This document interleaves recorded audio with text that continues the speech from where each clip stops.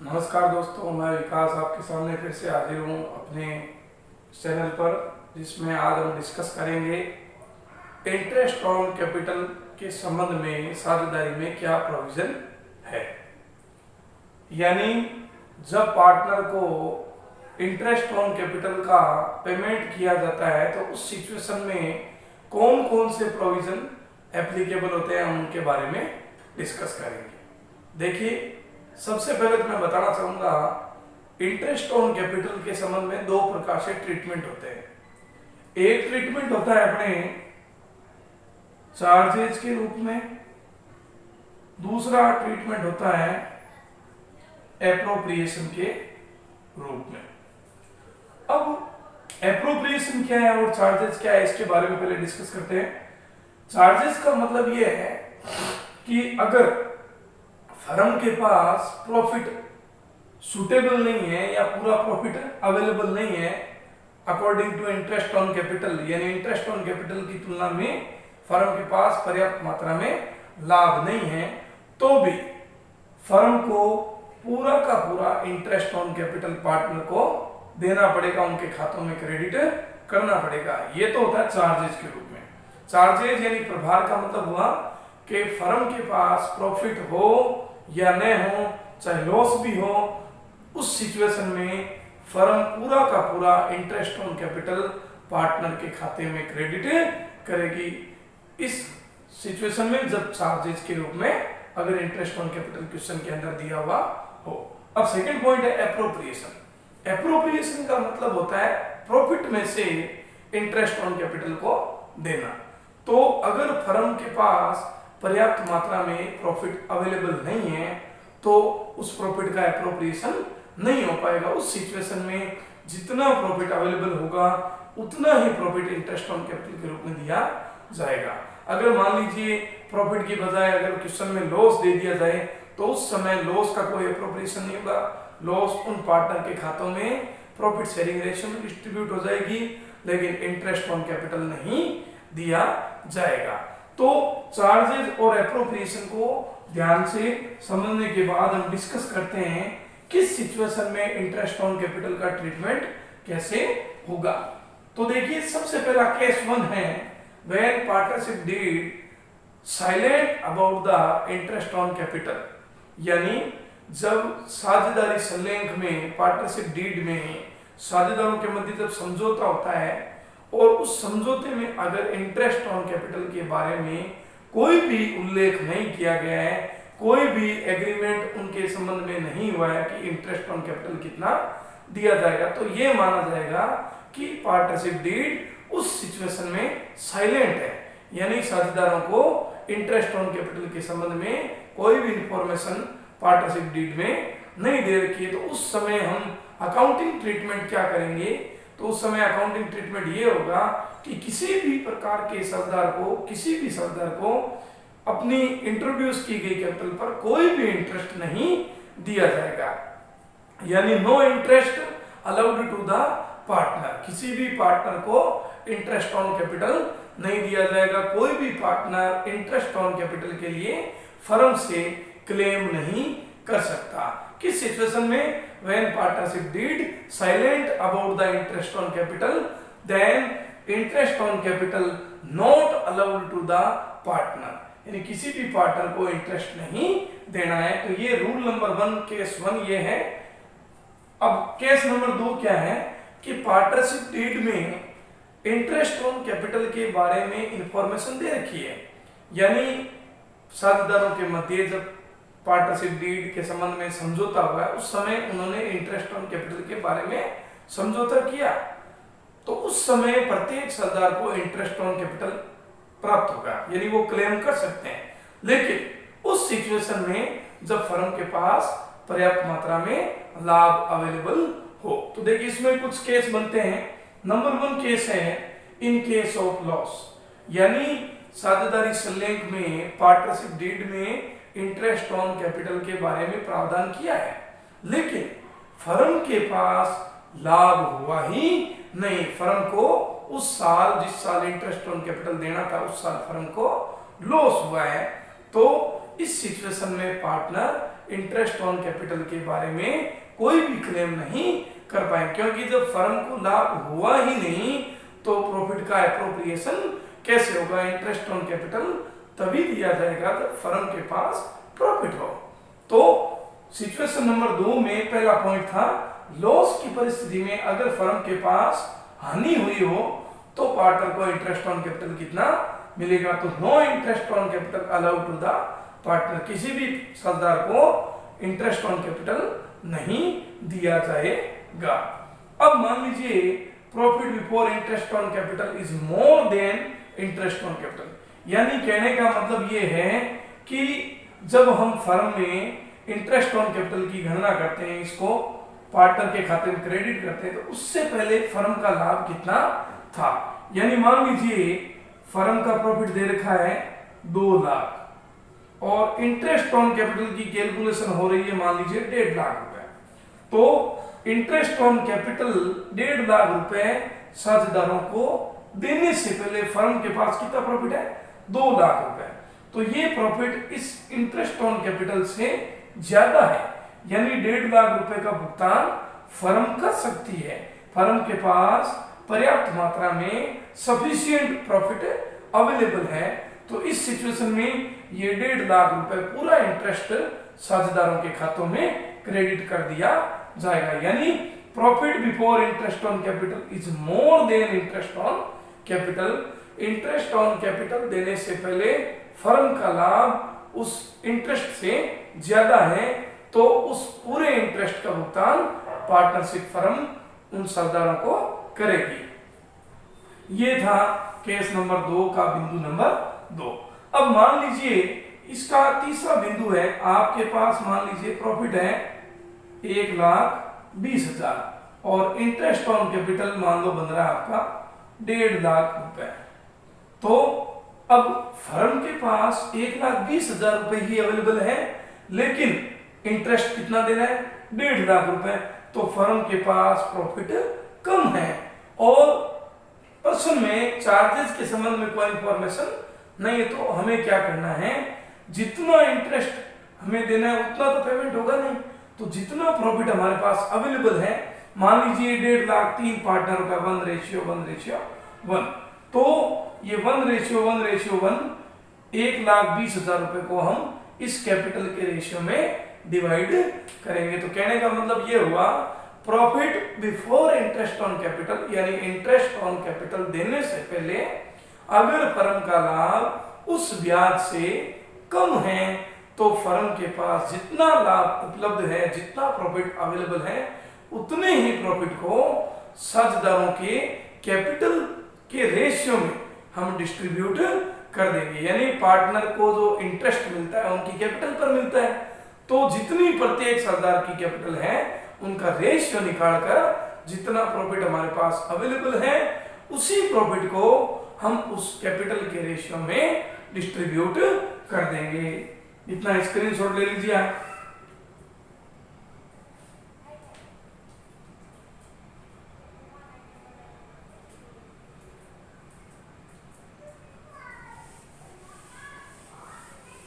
अब आखिरी पॉइंट है जो मैंने वीडियो के प्रारंभ में ही बताया, केस नंबर 3 ये है, when interest on capital is charges on profit. यानी अगर इंटरेस्ट ऑन कैपिटल फर्म के लाभों पर चार्जेज है, प्रभार है, तो उस समय क्या होगा, उस समय क्या होगा, अगर फर्म के पास प्रॉफिट अवेलेबल है तब तो ठीक है, अगर लॉस दे रखा हो या प्रॉफिट की मात्रा उस इंटरेस्ट से कम हो, तो कोई भी सिचुएशन हो, प्रत्येक साझेदार को उसके द्वारा इंट्रोड्यूस की गई कैपिटल पर पूरा का पूरा इंटरेस्ट दिया जाएगा। तो जब चार्जेज के रूप में इंटरेस्ट ऑन कैपिटल हो तो फर्म के पास लाभ उपलब्ध हो या न हो, पूरा का पूरा इंटरेस्ट साझेदारों के खातों में क्रेडिट किया जाएगा। अब देखिए, अब इस टॉपिक के जो ये सिचुएशन हमने पढ़ी, अलग अलग प्रोविजन हमने पढ़े, इनके संबंध में हम कुछ क्वेश्चंस लेते हैं कि अकाउंटिंग ट्रीटमेंट इनका कैसे होगा। तो देखिए एग्जाम्पल नंबर 1 ले लेते हैं हम। ए और बी दो पार्टनर हैं 3:2 में। इनकी कैपिटल है 2 लाख और 1 लाख। ये हमारा क्वेश्चन है। ये ए की कैपिटल होगी, ये बी की कैपिटल होगी। मान लीजिए हमारे क्वेश्चन में क्या दिया है,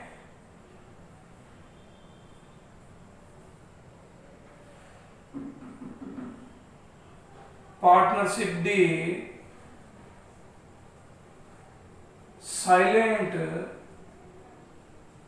अबाउट इंटरेस्ट ऑन कैपिटल। यानी ए और बी दो पार्टनर हैं 3:2 में। उन्होंने कैपिटल इंट्रोड्यूस की है 2 लाख और 1 लाख। ए ने 2 लाख रुपए इंट्रोड्यूस किए और बी ने 1 लाख रुपए इंट्रोड्यूस किए। और क्वेश्चन में दे दिया कि partnership deed silent about the interest on capital. यानी इंटरेस्ट ऑन कैपिटल के संबंध में साझेदारी संलेख में कोई समझौता नहीं है। साझेदारी संलेख का इंटरेस्ट ऑन कैपिटल के संबंध में अभाव है, कोई इंफॉर्मेशन नहीं दी है। और हमें कह दिया कि भी P and L appropriation account बनाइए। तो हम क्या करेंगे, और क्वेश्चन में मान लीजिए प्रॉफिट दे रखा है आपको 18,000 रुपए, 1,80,000 रुपए प्रॉफिट दे रखा हो। ए और बी 3:2 में साझेदार है, उनकी कैपिटल इतनी है, प्रॉफिट फर्म का 1,80,000 है बिफोर इंटरेस्ट ऑन कैपिटल। और पार्टनरशिप डीड में इंटरेस्ट के संबंध में कोई भी उल्लेख नहीं है। पार्टनरशिप डीड साइलेंट है इस टॉपिक के बारे में।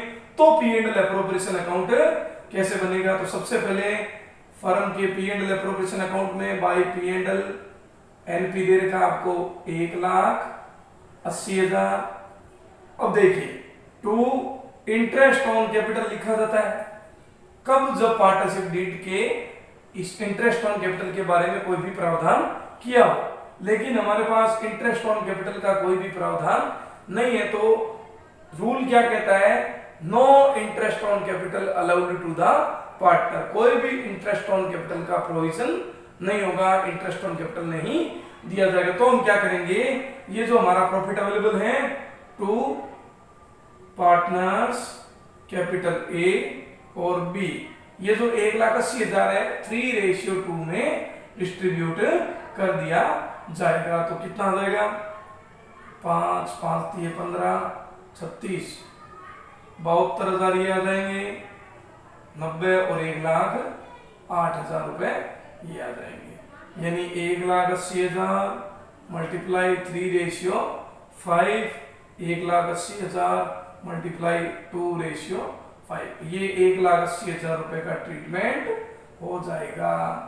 ये हमारा केस नंबर 1 था कि जब पार्टनरशिप डीड साइलेंट हो इंटरेस्ट ऑन कैपिटल के संबंध में, तो जितना प्रॉफिट अवेलेबल हो उसको प्रॉफिट शेयरिंग रेशियो में डिस्ट्रीब्यूट कर दिया जाएगा। एक और बात, अगर पूरा का पूरा पार्टनरशिप डीड ही साइलेंट है, पार्टनरशिप डीड हुआ ही नहीं है, तो उस सिचुएशन में ये जो प्रॉफिट है ये इक्वल रेशियो में डिस्ट्रीब्यूट होगा, न कि 3:2। लेकिन इस क्वेश्चन में हमने ये एज्यूम किया है कि इंटरेस्ट ऑन कैपिटल के संबंध में कोई भी डीड में उल्लेख नहीं है। इसका मतलब ये नहीं कि पार्टनरशिप डीड साइलेंट है। इंटरेस्ट ऑन कैपिटल के संबंध में साइलेंट होने पर जितना प्रॉफिट है उसको प्रॉफिट शेयरिंग रेशियो में डिस्ट्रीब्यूट किया जाएगा। और अगर पूरा का पूरा पार्टनरशिप डीड ही नहीं है तो उस समय ये प्रॉफिट इक्वल रेशियो में डिस्ट्रीब्यूट होगा। अब देखिए केस नंबर 2 ले लेते हैं हम।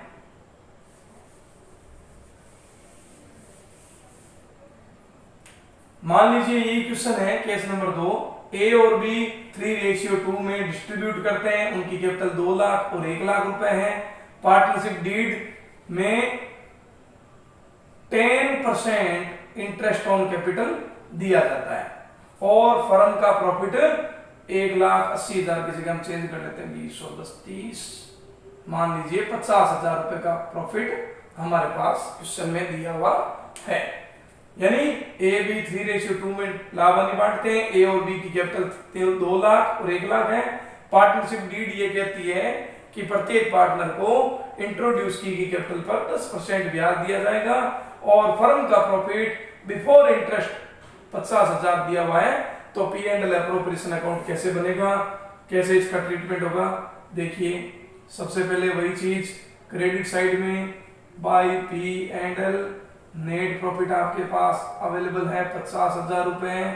अब अगर पर्सन में इंटरेस्ट ऑन कैपिटल के संबंध में प्रोविजन हो और हमारे पास लाभ पर्याप्त मात्रा में हो, सफिशिएंट बैलेंस हो प्रॉफिट का, तो उस सिचुएशन में full interest on capital allowed होगा। तो देखिए 2 लाख का 10% 20,000 हो जाता है, 1 लाख का 10% 10,000 हो जाता है, यानी ए और बी का टोटल इंटरेस्ट 30,000 रुपए बन रहा है। और हमारे पास फर्म का प्रॉफिट का जो हमारे पास अमाउंट दे रखा है 50,000, तो ये 50,000 उस 30,000 से ज्यादा है, यानी प्रॉफिट इंटरेस्ट की तुलना में अधिक हो तो पूरा का पूरा इंटरेस्ट कर्जदार को दिया जाएगा। तो इसमें क्या ट्रीटमेंट होगा, to interest on capital A और बी। 2 लाख का 10% ये 20,000 हो गया, ये 1 लाख का 10% 10,000 हो गया। अब देखिए 30,000 तो इंटरेस्ट आ गया, अब 50 में से 30,000 इंटरेस्ट देने के बाद फर्म का जो शेयर प्रॉफिट है वो 20,000 बचता है, उसको आप पार्टनर के खातों में पार्टनर्स कैपिटल ए और बी 3:2 में डिस्ट्रीब्यूट कर दीजिए। तो 20,000 मल्टीप्लाई 3:5 2:5, ये आ गए 12,000, ये आ गए 8,000। स्क्रीनशॉट ले लीजिए।